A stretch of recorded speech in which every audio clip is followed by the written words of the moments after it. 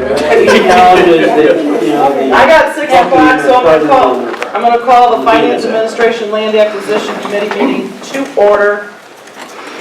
Need approval of the March 21st meeting.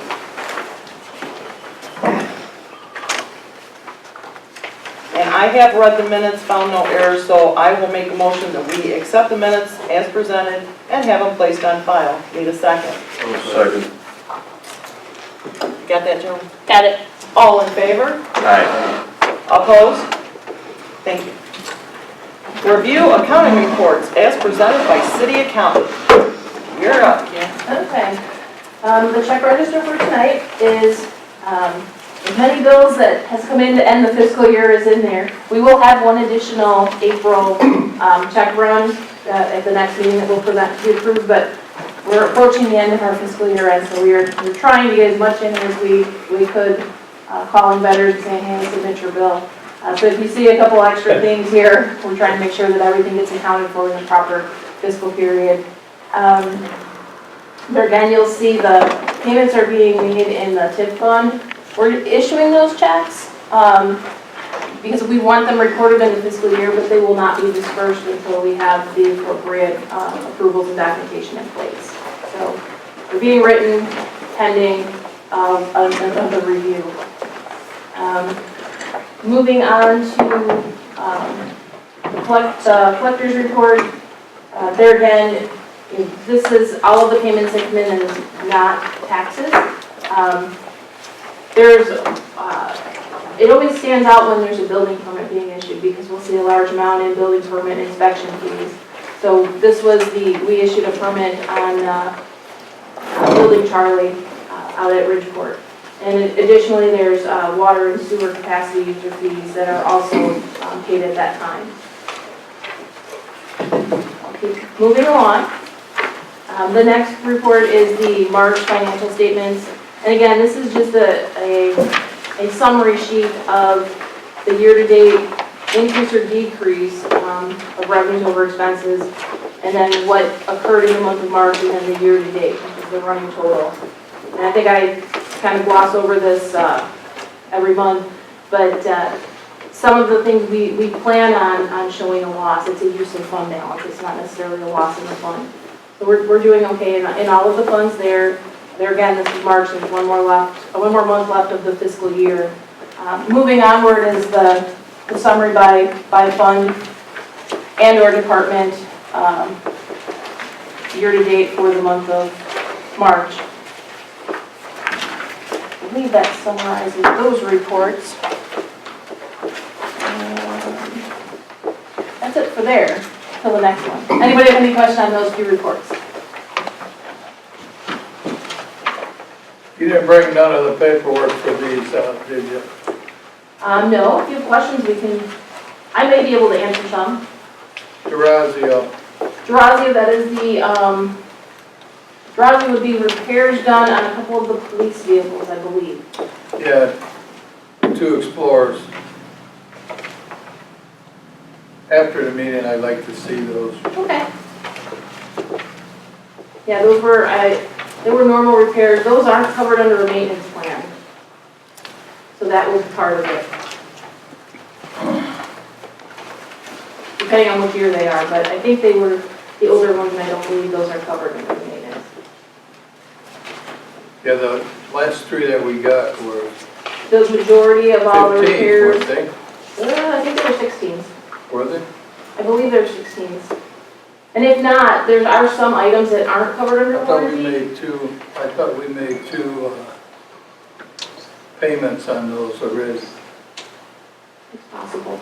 It's possible. You could be correct, but we'll pull the invoices after the meeting and go through them for you. Appreciate it. Yeah, it's no problem. Any question on any of those other invoices?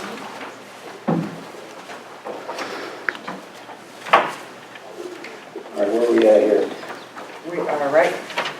We're on number 3. We're at 3? Okay. Yes, sir. Well, that's what you just did though, weren't you? Yes, we're on. Okay, so we're on number 4. Yep. All right. All right, let's move on to 4. Review the ordinance number 17-04-18-01, ordinance providing for supplemental appropriations and line item transfers for fiscal year beginning May 1, 2016 and ending April 30th, 2017. Okay, if you look at Exhibit A, this is transferring between line items within each fund. And it goes through each fund. We're saying we're going to transfer from this account, and then the next section is to the next account within that fund. We cannot transfer between funds. It's all within each individual fund. So even though general corporate contains public works and police, that's still one fund. So those transfers are eligible to be made within the fund between the departments. You just can't do transfers between funds. So in all of the funds that we identified movements, this was ongoing throughout the fiscal year. When department head would recognize that there was a need for an expense that they maybe didn't have budget authority for, they identified at that time where we were going to take it from within their budget. So we did not use contingency at all in any fund. We were just able to identify lines. So I think it's important that our department heads are being proactive and responsible. I mean, when we do our budgets, we are trying to guess some of those expenses that could occur. And throughout the year, there are a lot of projects that come up that we weren't planning on that have to get done. So moving through, like I said, there was little movement in most funds. The vast majority were within general corporate.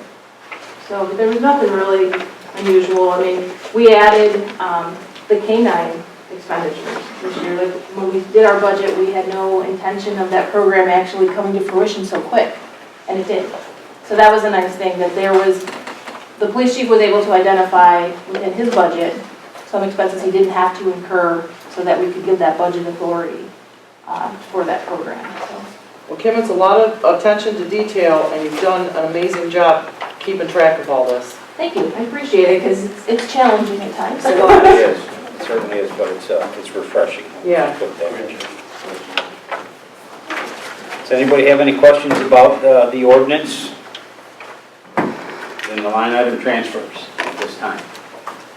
Can I get a motion to send the ordinance 17-04-18-01 to full council for approval? I'll make it. Got a motion, can I get a second? Second. All in favor? Aye. Opposed? Thank you. Okay, let's move to 5, review and approve the proceed at your own risk agreement by and between Adar Bridgeport Industrial Partners LLC and the City of Wilmington. Who's going to handle this for us?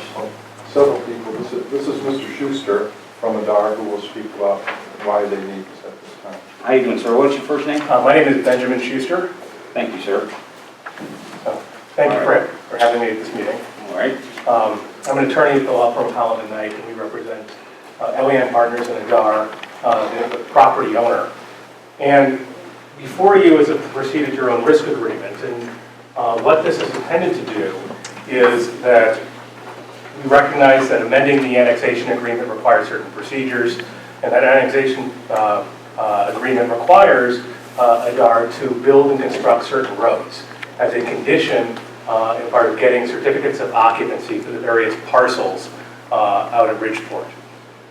One of the parcels that is to be hopefully occupied beginning in November is the General Mills parcel, and things are moving along nicely. The one problem is that we've been working on trying to get the federal government approvals in order to construct the Ridgeway Road extension.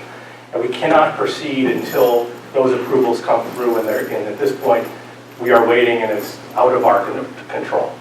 So what we have before you is a proceed at your own risk agreement, where we're asking you to, assuming that we meet all of this, still meet all the requirements to be eligible for certificate of occupancy, that the city would grant that certificate even though the road extension will have not yet been completed. Now, it's a proceed at your own risk agreement because Adar is taking on substantial risk. That, number one, that we still have an obligation to move forward with the road, and this agreement provides that we will continue to work and make good faith efforts to obtain those permits, and as soon as we have the permits in place from the federal government, state government, and all the governments that are required to provide permits, we will then move ahead with the construction of the road. And it's also at our own risk. So if, for example, somebody were to complain and say to the city that why has this not been yet constructed, and it ends up in a situation, we agree to fully indemnify the city for that risk. So we're taking on the risk, and we ask you, to consider this tonight. I'm here, I can answer any questions that you have. We're just asking to be able to move ahead with that occupancy of the General Mills site once it's constructed and ready for occupancy. Thank you. I have some basic questions, and I think I may know some of the answers to it, but if you would clear them up for us, I would appreciate it. The holdup has to do with EPA's situation. Do you have some wetlands you need to cross, or what is holding up the southern extension? Correct. We're waiting on approval from the Army Corps of Engineers. Okay. And so that is the process that takes some time. And if you can imagine also when this agreement, the annexation agreement was adopted 7 years ago, they are general road requirements, but it never really contemplated kind of this situation of what happens when we have parcels that are ready to be developed and we have government holdups when we're trying to move through the permitting process, and it didn't really get down to that nitty-gritty of the actual phasing. And so our option is either we don't have the occupancy permit, losing a valuable, possibly losing a valuable tenant, which is bad for everybody, or we ask that you grant us this procedure on risk so we can move ahead, full well knowing that this is an obligation that we have. Can you give us an update on how you're doing with the APA? Are they looking for a land swap, or what is the details of this approval? So my understanding is everything is, to this point that has been requested has been submitted, and we're in a review process. And so part of the problem is they move at whatever pace they move at, and we're trying to do what we can, but it's not as if at this point my understanding is there's not what we can do, but we are in this holding pattern. Frank, if I can interject on some of this with the meetings. One of the biggest concerns with the Ridgeway is because it's on EPA land, and their concern was that they had constructed the road it was designed in the final site plan, but then based on what reports could come back from the federal government, that they'd have to rip that whole thing up again. So the concern was, from our aspect and from staff aspect, was during construction, access points. The fire department and the police department always recommended, we were requiring of 2 access points during the whole phase. Right. They were able to meet those needs by using the frontage road access point and then the other point coming off Ridgeway during that construction and occupancy until that road could be finalized. Both the fire department and the police department have signed off on it. They're okay with it, as well as engineering and everything else. So the basic premise is this: they said, we're hoping we don't have to build the road and end up having to tear it up afterwards. So that's why they're asking for this at-risk agreement, that they can wait until the federal EPA and Army Corps of Engineers has said, this is where your road can go. And it might end up going in the same place it is right now. But without knowing from the federal government, that's why they asked to proceed with this at-risk agreement. And that way, even before it was presented here, I wanted to make sure that Colby and the engineering staff, and as well as our fire and police groups, were satisfied with the process that they were taking with the access points to eliminate any safety precautions or any safety concerns during the process, and still allow them to move forward with their CO, because I know they're on their tight schedule with what we call it, Project Hot Dog. Is that what we're calling it? Okay. Yeah. You did get ahead of me a little bit there. I was going to ask if the chief signed off on it, but as far as the access off the front of it, right now there's access to the temporary concrete plant. Is there another access going to be put in north of there to that property? Is that yes, the plan? it will be. Correct. Yes. Okay, it's not there yet, but it's right. going to be soon. And Colby's been on top of the whole project, from the get-go, and understood everything that's going. But also understood that the Ridgeway Road needed to be constructed for them to get CO, and that's why they're here asking for that. This proceed at their own risk. I think as long as they maintain those 2 access points, we're safe we're safe, and then once the Army Corps and all those have signed off on it, then they'll build that road as designed by engineering what needs to be done, continue, I think it's Ridgeway, on around that curve there. Mr. Ray, I'd just like to acknowledge and thank the developers, because what this does, it does acknowledge and respect the integrity of the annexation agreement as it was drafted, which did require the multiple access to that site and anticipated Ridgeway Drive. And the staff is not in a position to arbitrarily issue an occupancy permit and ignore that provision in the agreement. So this does protect the integrity of it and allows them to move forward and occupy it. This is a rather sizable building out there in the industrial park. This agreement was written jointly with you, Scott? They wrote it first, and it certainly respects the integrity of it now, because I made some changes that they made. And I'm pleased with the changes that you saw today. Yeah. okay, thank you. You should have the ability to see the versions. Yep. Anybody have any other questions about the procedure on risk agreement? And I hope the client's happy with your progress too, hopefully. Oh, Which is the most important thing right now. Well, thank you very much for your consideration. We do appreciate it. Thank you. All right, does anybody have any other questions about the agreement? So what are you guys, you're gonna take care of all the permits and everything for the roads and all that, that holds the city reliable, right? Correct. And it says right here that the park owner will use good faith and best efforts to obtain said permits. Yes, so we're still moving ahead with the permits. We're going through that process. And it's our obligation to under the annexation agreement. And that's not something that the city is. I think that's the purpose of the Army Corps of Engineers. Right. They need to get the approval from, not the building permits already been issued and everything else. This allows us to be able to issue an occupancy permit for that building when everything is completed, construction and that. That's why I struck the word may. They're required to. I see that, yeah, that's in red and yours is in blue, the changes. That's why I asked you, I was sitting there reading that, so I brought that up. Okay, thanks, guys. All right. Thank you. Does anybody else have any questions for our guests? Looking for a motion to send ordinance -17-04-18. No, wrong one. Just a motion. Looking for a motion to send the proceed at your own risk agreement to council for approval.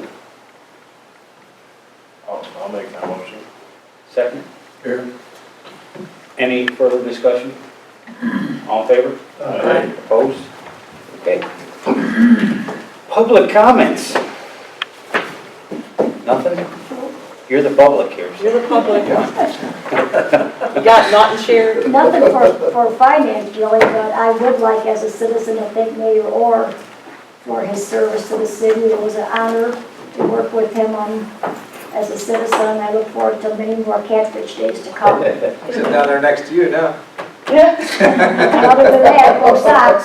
I knew it was coming. Thank you. We're about 500. Cherish it while you can. Shush. Surely did. Yeah, 300 games to go. I know we've got a lot of time to kill, but any other business coming before this committee? Motion for adjournment? So moved. Second. All in favor? Aye. We're adjourned. Yeah. 42. When I saw this